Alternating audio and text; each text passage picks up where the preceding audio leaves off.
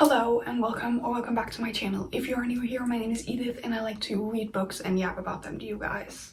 And you know the background, you know what we're back to. We're back to do another sit down video. We're actually going back to my roots, my very first video ever here on YouTube. Probably also my most watched video I ever posted on YouTube. But that is an end of the year book tag.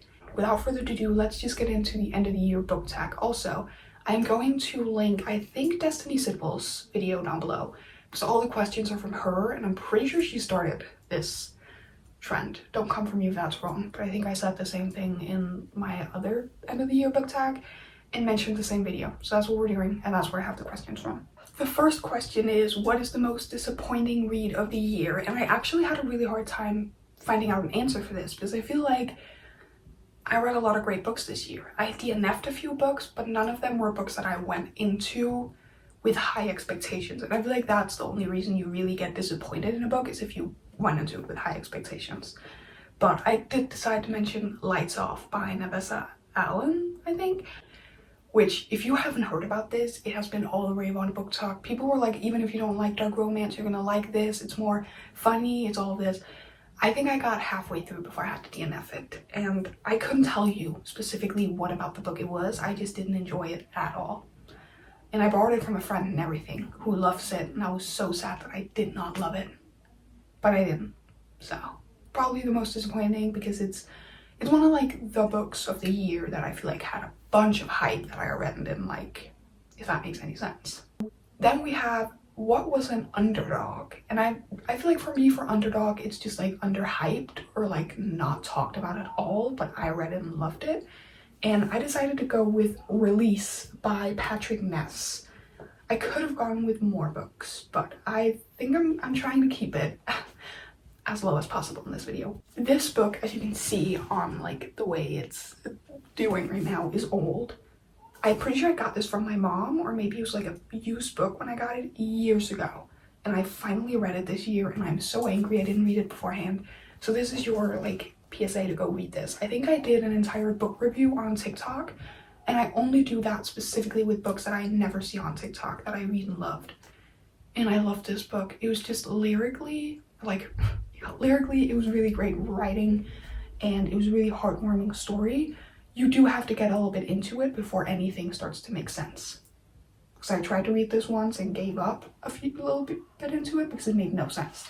But it makes no sense for a reason, and it will make sense. So bear that in mind. And then we have an overhyped book I read, and I could have put out Lights Out for this, obviously, but I'm actually going to mention The Wedding People, which I read in a reading vlog. And I had heard so many great things about this book, and I was so excited because I feel like it sounded way up my alley. And it was not, I don't even remember exactly what I said I didn't like about it, but I just remember not liking it. And like, I also read it at a point in my life where I wasn't doing the best mentally, so I was thinking it was going to be like a funny, like a let's make fun of our mental health kind of thing, which mental health is not a funny business. But some people cope with humor, okay? And I thought this book would help me cope with humor. It didn't. It just didn't. It was mostly just depressing, really. Yeah. A book that surprised me, and this one probably is going to surprise everybody who knows me that I would even include this in a video, unless you're not new here, because then you saw me read this book. It is, in fact, The Let Them Theory by Mel Robbins, which is a non-fiction book. And not only is it nonfiction, it's self-help. And I hate self-help. No, I don't hate it. I just haven't read a lot of them that I liked. Which is, of course, why this entire thing surprised me, because I really, really enjoyed this book. Now, I don't rate nonfiction, so I haven't rated this, but I did annotate it, which I'm not sure if you guys can even see. But I did annotate it, and I honestly think this is a book I could come back to many times, just to like reread my annotations, just to be like reminded of some of the lessons in this. I just think this was amazingly written. Like, she would give you a tip, and then she would tell a story from her life and then implement the tip in that. And then at the end of every single chapter, she would be like, so this is what we have learned in this chapter. And I just really enjoyed it, and I think I just read this also at a point in my life where I really needed it. But yeah, it just really surprised me because, like I just pointed out, nonfiction, especially self-help, not my genre at all, but I really enjoyed this book, and I think it's the kind of book a lot of people could like potentially really feel helpful. Even though it mentions a lot of things you already know, I think it also still teaches you something, and it's like a nice reminder. Even if you already know it, it's a nice reminder to remember it in the moments. I still sometimes forget some of the stuff I learned in this, so maybe I need to reread it again soon, honestly. The next question is your favorite book couples of the year, and obviously we have to start with my favorite series of all time that I finished this year. Well, didn't finish because the series isn't done yet, but I finished all the ones that are out. And some people are going to be like, what about these? What about these? Actually, it's just going to be what about these, because there's one couple that we're not going to mention at all. In the first books, Binding and Keeping 13, those were in my last video because I read them last year. These are the books I read this year. So favorite couples is definitely Gypsy and Claire and Joey and Aoife. Gypsy and Claire, I just feel like they are just the most heartwarming couple ever. And if the rumors are true about what Chloe Walsh is going to do to my babies in the next of their books, I am going to rage. I just think Claire is exactly what Gypsy needed throughout his life, and maybe even the other way around. I love these two, and I love this series, and therefore I have to bring up these books. And then we have Joey and Aoife.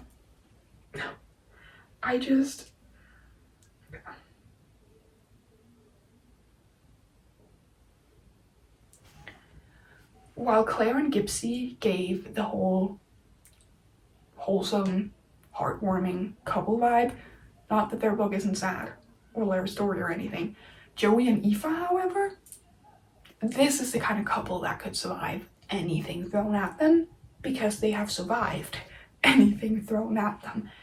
They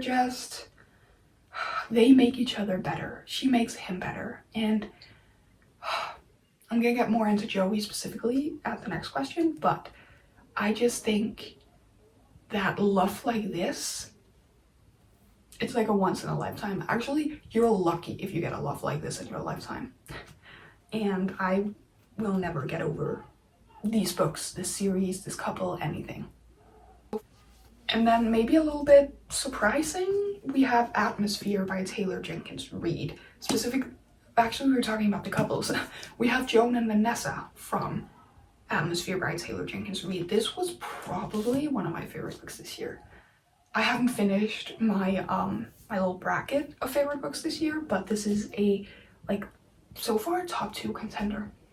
Yeah. And the love story in this, oh, it ripped my heart out. It so ripped my heart out. Lesbian love stories in a time where lesbian love stories were looked down upon is my favorite thing ever.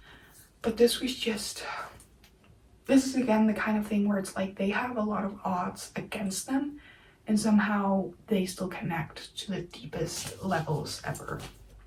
This was honestly just so heartwarming. It was so sad. So sad. This is also like your PSA and reminder, a lot of these books are going to be mentioned again because these are some of my favorite reads of the year, and therefore they just get mentioned multiple times.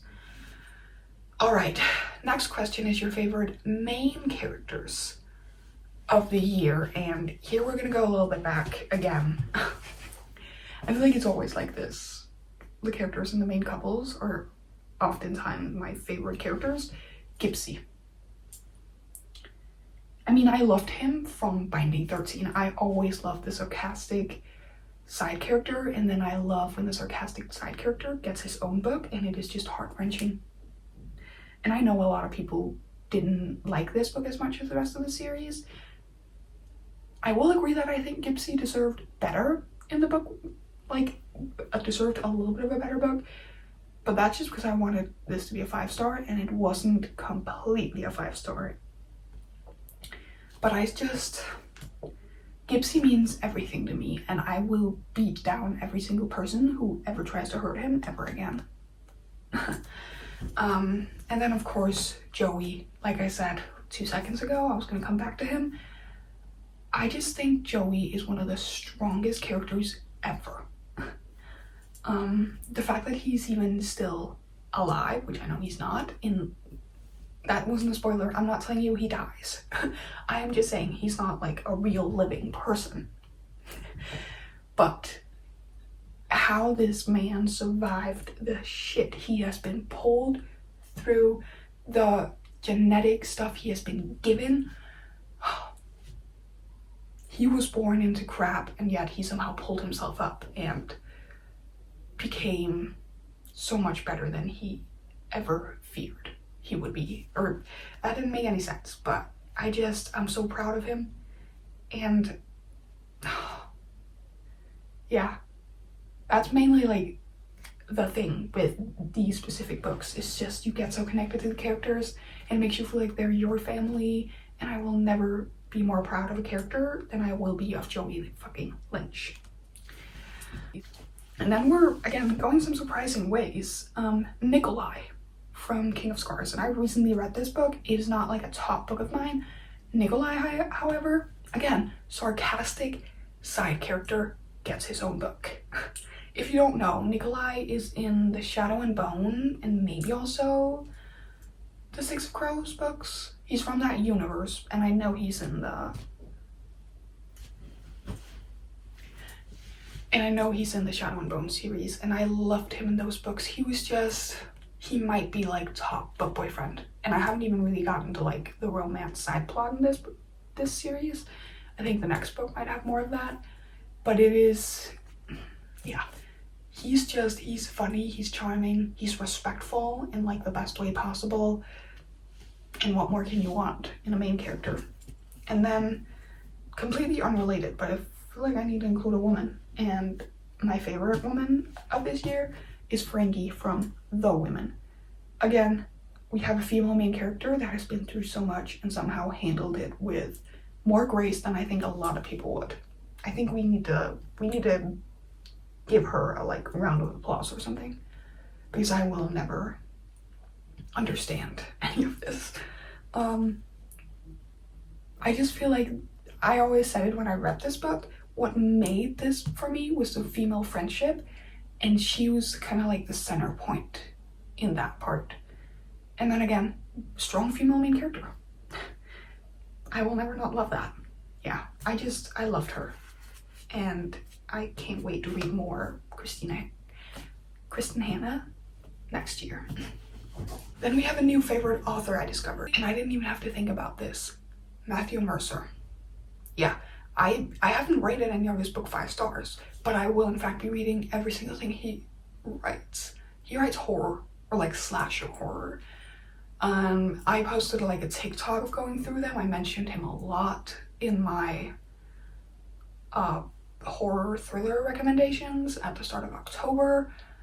But basically, I have loved every single book he's written. Even if I haven't given them 5 stars, I have loved them, and I've loved being able to see him evolve book for book. You can literally tell on my ratings, they almost like just go up and up and up. And I will be reading every single book he ever puts out.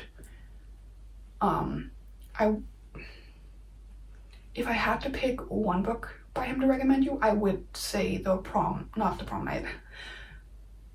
Summer Camp for Slasher Victims, which is like a perfect summerween read, and then you can read Prom Night for Slasher Victims afterwards to be ready for the 3rd and final book in that series. I have a very tough mix of hair here. Well, I didn't mean to pull my hair off, I just wanted to get through it. I think I finished with that, okay. And then we have the opposite, an author that didn't work out for me this year, and I have 2. One of them, I read 1 book by this year, and I don't think I'm gonna read any more books by her, and the other one, I actually have a favorite book by her, and I'm just not gonna read any future books, I think. But the first one is Emily Rath, and she writes like very spicy hockey books, very LGBTQ, and that is not the reason I don't want to read them, trust me. I read her, I think, first book. I'm not sure if it's her first book, but it's like an introduction to the series, and it's a novella, and you might be like, girl, why are you not wanting to read more of her books just based on a novella? here's the thing, I really didn't enjoy the novella, and I feel like if you write a book and you're like, you have to write the novella before you read this, not right. If you write a novella and then at the start of your first book, you're like, you have to read the novella before you read this, the novella better be good and it better sell me on continuing your books, and it didn't do that. I really didn't enjoy that novella. And it didn't make me excited for the rest of the series. The second author is Rena Kent. I've read a lot of books by her. Not a lot. I read the entire Legacy of God series. And then this year I read I don't remember what it's called, Kiss the Villain. I read Kiss the Villain. And I thought I would love this because my only book by her I would say I loved is God of Fury, which is an MM romance. And I think dark romance, I may only like it if it's MM.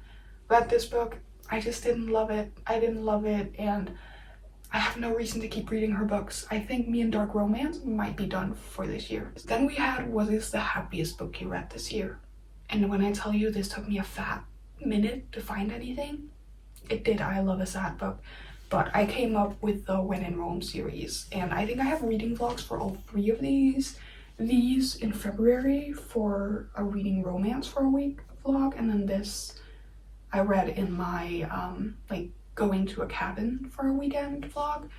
But I'm pretty sure I said it, at the very least with this, I wrote it in the review. This is what I mean when I say rom-com. Because if you put in a com, it needs to be comedy and it needs to be funny. And I laughed so hard. I do remember laughing the most with the first one, but like all of these were pretty like happy. I guess that's really the question, is happy. But I feel like these needed to be here and sad because these are like the books I think of if I think of a book that made me laugh out loud. And it's mostly the small town vibes, honestly. It's the Gilmore Girl vibes.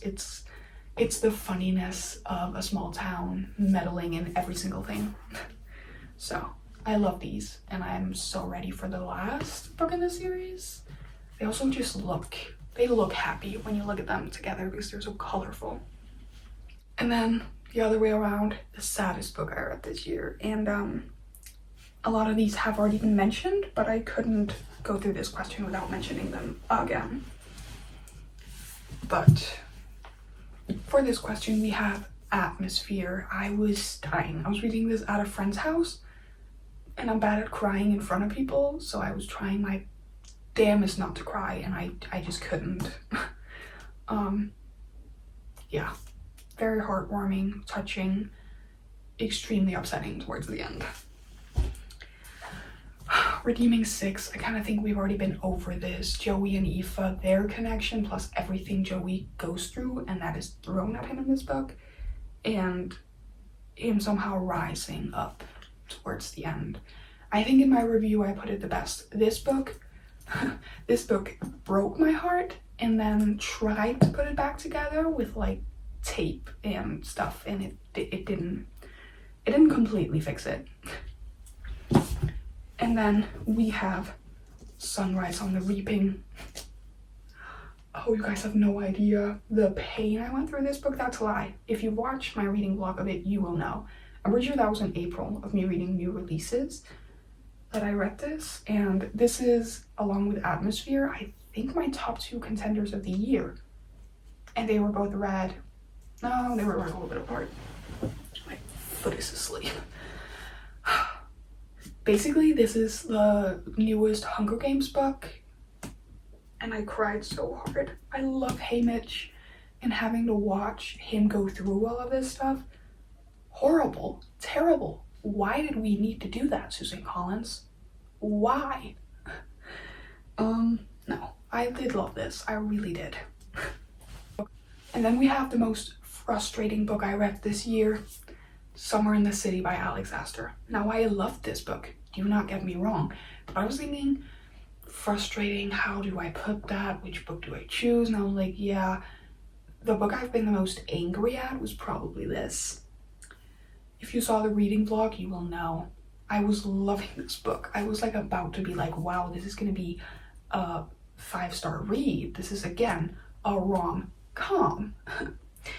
And then the ending happened, and the ending pissed me off so bad. It was so weird.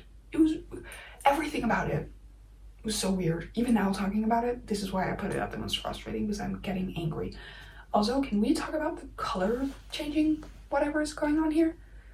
I think it's some damage or like some changing the colors, but I've never had this happen to a book before. And then we have the best book adaptation of this year, and I didn't watch a lot of those this year. I don't even know what came out and what didn't come out this year, other than The Saw My Turn Pretty Season 3. If you were online, if you were anywhere, you will know how big this was all over social media. And while I don't remember the third book that well, I never got around to rereading all the books before the season 3 came out. I am not looking at this as like it is amazing from the book to the movie, or book to the show. I'm just looking at the show, and I loved season 3, and I'm so excited for a movie. Yeah. Yeah. I think that's actually all I need to say about that. I loved season 3, so I can't tell you guys if it's actually like a great adaptation, if it actually follows the book a lot, but I do know she already changed a few things from the first 2 books, and therefore obviously it gets harder and harder to like follow the storyline. But I loved season 3 anyway. And then it says your favorite book covers of the year, and I looked through it, and for some reason I couldn't think of anything other than If It Makes You Happy. If you've seen anything from me, you will know how much I loved this book, and the cover is like probably half the reason I love it. It is just so cozy, and I love the drawing style. I love their outfits they're wearing. I love the background. I love the colors, the dog. Yeah, I love every single part about this cover, just as much as I love every single part about this book. Yeah. A book I haven't stopped thinking about, and just for a big mention, Boys of Tommen. I think about Boys of Tommen daily, and I cry half the time when I'm thinking about different stuff that happens in these. So honorary mention for that. Other than that, I was like, let's bring up some new books that I haven't talked about that much. We have Wild Dark Shore, which I borrowed from a library, and therefore I don't have it physically, and I really want to have it physically. And I guess I was also surprised by this book. Because I definitely was. It totally shocked me, and it made me want to read so many more of this author's books. It was such a great commentary on global warming and how it's all our fault, kind of. And it was so thrilling and suspenseful and twisty, and it was just, yeah. It's definitely one of those books that I keep thinking about, and I keep forgetting that I have one of her other books that's on the library that I need to go borrow the minute I have time to do that. And then we have Grey After Dark. Favorite thriller ever. Read it again last half of this year, and I loved that book. It was just, I've never been that scared or like tense all the way throughout a thriller. It is one of the few books in my life that I had a really, really hard time putting down before going to bed. Yeah. Unpopular book I loved. I have gone with like, these were technically popular, but I'm going with like popular books that I feel like a lot of people didn't like that I loved. And that's kind of where I'm going with the unpopular. Like, a lot of people were talking about them, but it was mostly negative. And these are all romance reads by big authors, which might be why I've also seen a lot of negative stuff, because there's a lot of talk about them, all of that sort of stuff. But we have Wild Side by Elsie Silver. I gave this book a 5-star. I love this romance. This was like the perfect blend of slow burn and still spicy. And I feel like a lot of the things people complain about, I didn't get. Some of it I do get. Like, yeah, it's a little bit cringy to think about the fact that he's a wrestler in like little costumes and everything. But somehow while reading it, didn't bother me at all. And I love this book, and I hate the fact that it has gotten such bad rep. But I do feel like I've also heard some great things. So it's not because it's completely hated. I just saw a lot of negative stuff at one point. And then People Watching by Hannah Bonham Young, another 5-star for me that other people hate. Okay, so after I read it, I feel like I saw a few more like bigger booktubers reading and loving this. Emmy read it and liked it. I think Destiny read it and liked it, which for some reason kind of surprised me. Not that I think this isn't her type of book, but like I was just expecting it to just be me and Emmy loving this book against the world. But I've seen a few people since then loving it, but when I picked this up, I went into it with, I wouldn't say I went into it with low expectations, but I definitely went into it thinking about all the bad reviews, and I was like trying to convince myself that there was stuff I wasn't enjoying, when in reality I was enjoying all of it. And then last but not least, Great Big Beautiful Life. The fact that people don't like this book and thinks it is Emily Henry's worst book. Did we read the same book? I've talked so much about this, and I've said it before, I will go to war for this book. So let's go over a few of the complaints people have had. There wasn't enough romance. Where? The romance in this was amazing. She had me giggling over the fact that their knees would knock against each other in a booth. And then, I think the other one a lot of people were like, is like the other plot in the book was boring. Again, where? Since when has rich people drama been boring? Yeah, so if you're a hater of this book, I apologize. I'm not. You're allowed to not like this. I just don't agree with that. To keep it very simple.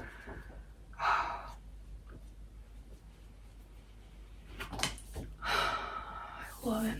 Okay. A book you thought you'd love but didn't. We have Kiss the Villain. I mentioned that earlier. The reason I thought I would love it is because I normally like an MM spicy romance. I loved Rena Kent's other spicy romance. But then I guess like a little bit of the way through it, I finally looked up some stuff, and Rena Kent herself has been like, where God of Fury is her like fluffiest book, Kiss the Villain is probably her darkest book, and that's probably why I didn't enjoy it as much as God of Fury, and why I enjoyed God of Fury more than I enjoy most other dark romances. It was just, yeah, no, it wasn't for me. Wasn't for me. And then we have Hopeless by Elsie Silver, and this was mostly just because I loved every other Elsie Silver book. Yeah, didn't love. I think there was one other in the Chestnut Springs that I didn't love, but I still really, really liked it. And this one I gave it 3 stars, and I stand by the point. If it wasn't an Elsie Silver book, I would have rated it lower. But because it's Elsie Silver, rating it lower than 3 stars seems wrong. And I don't want to say I went into it thinking I would love it, but I went into it thinking I would really, really, really enjoy it. And I was excited to finish off this series and everything, and I joined the train of everybody else online who does not like this book. And then we have a book with a unique concept. And first I wrote down 2 Twisted Crowns, but I'm pretty sure last year I said One Dark Window for this, and it's kind of like the same reasons. Obviously I'm also new into fantasies, but I feel like looking into it, this is also what I've heard a lot of people say, that it's very unique from other fantasies, and like the romance plot was amazing, and I loved the fact that they just randomly in the second one included a different set of POVs and a new storyline that was just as like unique as the first one. But it was just, yeah, that was actually just the explanation for that one. It was just everything about it. The setup, the storyline, the different world building stuff, very unique from anything I've ever heard about or read ever. And then I put down Billy Summers by Stephen King, which I also read very recently as like one of my first Stephen King books. And this is about a hitman, already there, unique. I don't think I've ever heard about a book that's supposed to be about a hitman. I was scared this was going to be boring because it is described as him like in waiting for this assignment, but so much happened in this book, and it was just a lot of twists and turns thrown at you. And again, a hitman. Pretty unique if you ask me. And then we have a book you would reread, or a book you read this year that you would reread. And we have to bring back a book I already mentioned. If It Makes You Happy, obviously, Boys of Tommen, stuff like that. But If It Makes You Happy, I read this a month ago and I have not stopped thinking about rereading and annotating it since then. So I am saving this, but I think the minute it starts feeling like fall next year, we will be rereading this. And then I also kind of mentioned this quickly, but The Let Them Theory. I think this could be a book that I maybe don't reread in depth, but like I could pick out some stuff that I'm like, oh yeah, I need to specifically focus on this moving forward, and then reread those sections. And honestly, I think this could just be the kind of book you could reread a lot of times and pick up something different every single time to focus on moving forward. All right, we're down to some of our last questions, and some of these are not very book specific. The question is technically Goodreads 2025 reading goal reflection and a reading goal for 2026. But I use Fable, so we're just going for that. My reading goal for this year was 60 to like 65 books, and as of November 10th, I have read 87 books.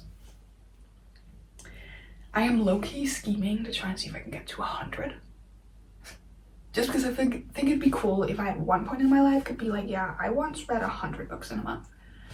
But also, before you compare yourself to me, reading is always going to be different from person to person.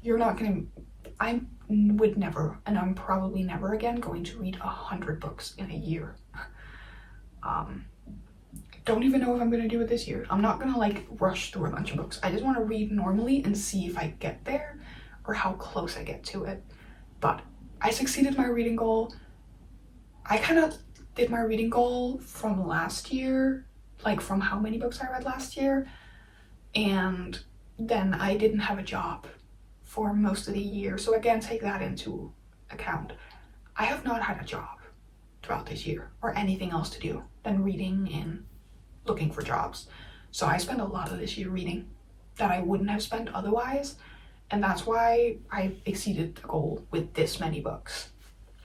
And that's also why for next year, we're only going to do a reading goal of 40. And again, you hear me say only, and you're like, girl, I read 12 books this year.